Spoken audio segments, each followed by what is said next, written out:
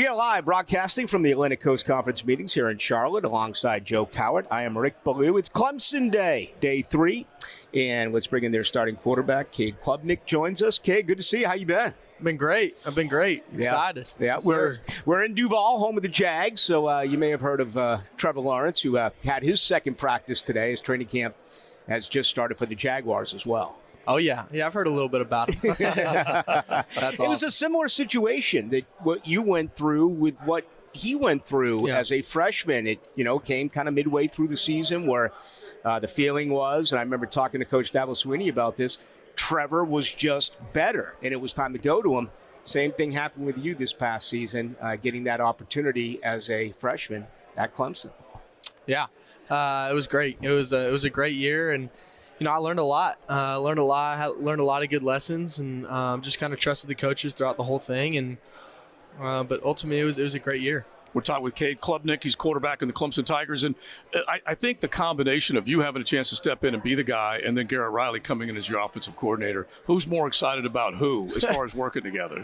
Oh, I'm so excited. I think I win that one. Mm-hmm. I'm so excited for Coach Riley. And first of all, to have another Texan in Clemson is always a good start. But, just so excited for what he's bringing, the confidence, the energy, just the explosiveness of the actual offense. I'm so excited. Dabo forever talks family. It's big with him, and he went outside the family here. As you pointed out, he went to Texas. Incredible bloodlines with Coach Riley, as we're aware of. What has your early experience been like? What has he been able to teach you in the very short period of time that you've been together?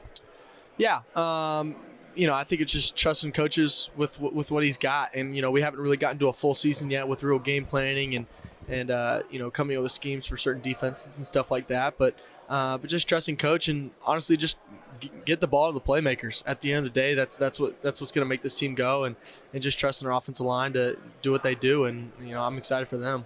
Definitely a lot of transition up there. We're talking with Cade Klubnik, quarterback for the Clemson Tigers, between DJ's exit, you ramping things up and becoming the starter, and then, the expectation level with everything that Clemson has been able to do in years past. What is it? There goes your coach right there. I had to give Dabo a Duval. Yeah. So coming out of the bowl game, what did you say to yourself? What did you mirror talk to yourself about what you needed to do?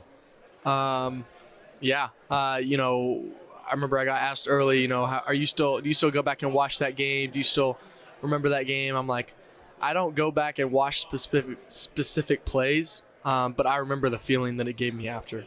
And that feeling is driving me and this team right now. Because obviously we had a successful year, as many people would say. But in Clemson's eyes, we did not have the most successful year that is up to our expectations, where our expectation is to win a national championship every year. So 11-3 ACC championship type of year is obviously a great year, and I think everybody in this league would love that, as this is a great league. So, but in our eyes, we're going for bigger goals this year. We're going for it all, and that's our expectation every year. 4-year offensive lineman return. That's obviously outstanding. Will Shipley behind you is as good as you'll find. Some veterans are returning at wide receiver. It feels like, from the outside looking in, Cade, that maybe not the household names, that the huge names that Clemson has had at that position group over the last couple of years. Am I wrong? Can these guys play? And there any younger guys coming up that you feel pretty confident about? Yeah, you might not know who they are right now, but they've been working, and you will by the end of the year. I promise you that. You're going to hear about guys like Adam Randall. You're going to hear about guys like Bo Collins, Jake Brandstuhl. You already know a little bit about Antonio, but he's only gotten better.